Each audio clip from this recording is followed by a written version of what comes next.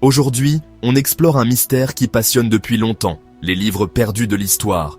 Des livres entiers, des manuscrits, des rouleaux, effacés de la surface de la Terre. Imaginez les trésors de savoir, les secrets perdus, qui ont disparu à jamais. On parle de textes qui auraient pu révolutionner notre compréhension du monde, influencer des moments clés de l'histoire humaine. Des découvertes scientifiques extraordinaires, des chefs-d'œuvre littéraires, des secrets spirituels, tout ça, envolé en fumée, perdu dans des incendies, des pillages, ou tout simplement effacé par le temps.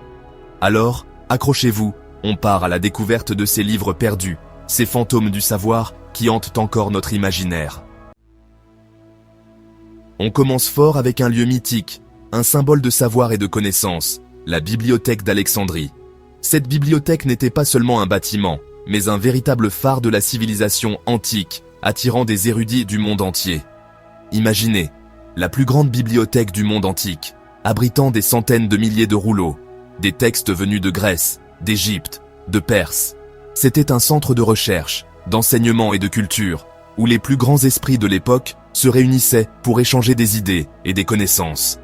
Un véritable trésor de connaissances, réduit en cendres. L'incendie de la bibliothèque d'Alexandrie est l'un des événements les plus tragiques de l'histoire de l'humanité. C'est le symbole même de la fragilité du savoir. En un instant, des siècles de connaissances accumulées ont été anéantis. On ne sait pas précisément comment c'est arrivé, mais une chose est sûre, on a perdu une quantité astronomique de savoir ce jour-là. Les historiens et les chercheurs continuent de débattre des causes exactes de l'incendie, mais le résultat reste le même, une perte incommensurable. Des textes scientifiques, philosophiques, littéraires, des témoignages uniques sur des civilisations entières. Des œuvres qui auraient pu changer le cours de l'histoire. Parmi les trésors perdus, on peut citer les travaux d'Ératosthène, qui a calculé la circonférence de la Terre avec une précision incroyable pour l'époque. Ses méthodes et ses découvertes étaient révolutionnaires. On avait déjà compris ça il y a plus de 2000 ans. Les connaissances de l'époque étaient bien plus avancées que ce que l'on pourrait imaginer. Mais son œuvre majeure, la géographie, a disparu dans l'incendie. Une perte inestimable pour la science et la géographie. Et que dire des pièces de théâtre perdues de Sophocle, d'Échille, d'Euripide. Ces dramaturges ont posé les bases du théâtre occidental, et pourtant, beaucoup de leurs œuvres sont perdues. Des chefs-d'œuvre de la littérature grecque antique, dont il ne nous reste que des fragments, des citations, des échos lointains. Ces fragments nous donnent un aperçu de la grandeur de ces œuvres, mais ne peuvent jamais remplacer les originaux. La perte de la bibliothèque d'Alexandrie, c'est une tragédie pour l'humanité. L'histoire est pleine de ces œuvres perdues, ces manuscrits qui auraient pu changer le cours de l'histoire des sciences, des mathématiques, de la philosophie. Prenons Archimède, par exemple. Ce génie de l'Antiquité, on le connaît surtout pour son Eureka, dans son bain.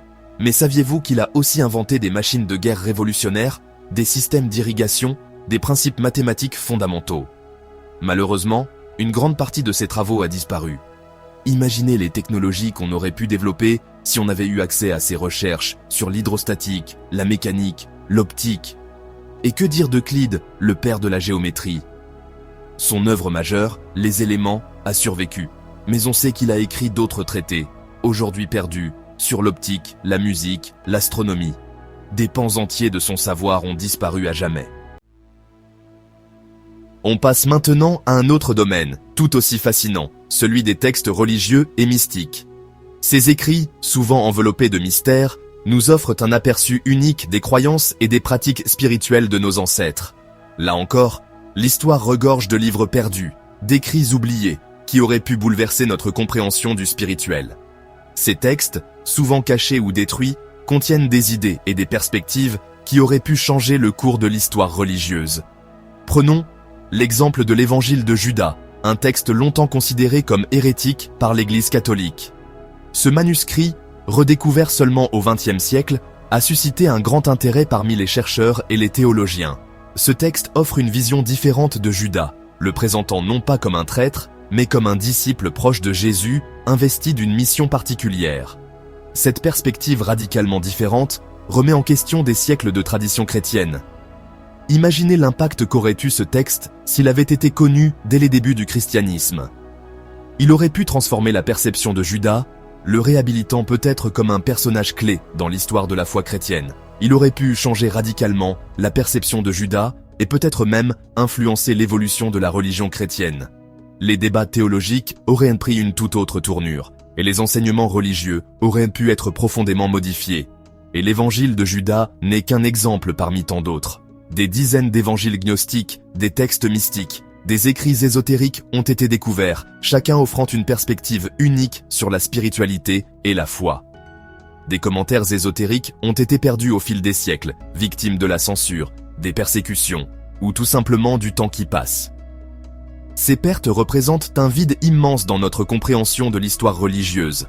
Ces textes, souvent considérés comme hérétiques ou dangereux, offraient pourtant une vision différente de la spiritualité, une approche plus mystique, plus ésotérique. Ils proposaient des idées qui défiaient les doctrines établies et invitaient à une exploration plus profonde de la foi. Leur disparition a contribué à façonner la religion telle qu'on la connaît aujourd'hui, mais on peut se demander quel impact ils auraient eu s'ils avaient été préservés. Peut-être auraient-ils ouvert des voies nouvelles et inattendues dans notre quête de compréhension spirituelle. On termine notre voyage avec un dernier mystère, une véritable énigme pour les historiens et les linguistes. Le manuscrit de Voynich. Ce manuscrit, découvert en 1912 par le libraire Wilfried Voynich, est un livre qui défie toute explication rationnelle. Imaginez un livre entier, écrit dans une langue inconnue, illustré de plantes étranges, de diagrammes astronomiques, de figures féminines nues. Chaque page semble raconter une histoire différente, mais aucune ne peut être déchiffrée. Personne ne sait qui a écrit ce manuscrit, ni quand, ni pourquoi. Les théories abondent, mais aucune preuve concrète n'a été trouvée pour confirmer l'une d'elles. Certains pensent qu'il s'agit d'un traité d'alchimie, d'autres d'un herbier médiéval, une sorte de guide des plantes médicinales de l'époque. D'autres encore d'un code secret indéchiffrable, peut-être un message caché destiné à une société secrète ou à un cercle restreint d'initiés. Le manuscrit de Voynich, c'est l'incarnation même du mystère. Il est conservé à l'université de Yale, où il continue de défier les chercheurs du monde entier. Il nous rappelle que l'histoire est pleine de zones d'ombre, de secrets non résolus. Chaque tentative de décryptage nous plonge un peu plus dans l'inconnu. Et si ce livre contenait des informations révolutionnaires sur la nature, l'univers, la vie elle-même? Peut-être des connaissances perdues ou des découvertes scientifiques en avance sur leur temps. Malheureusement, pour l'instant, le code du manuscrit de Voynich résiste à tous les décryptages.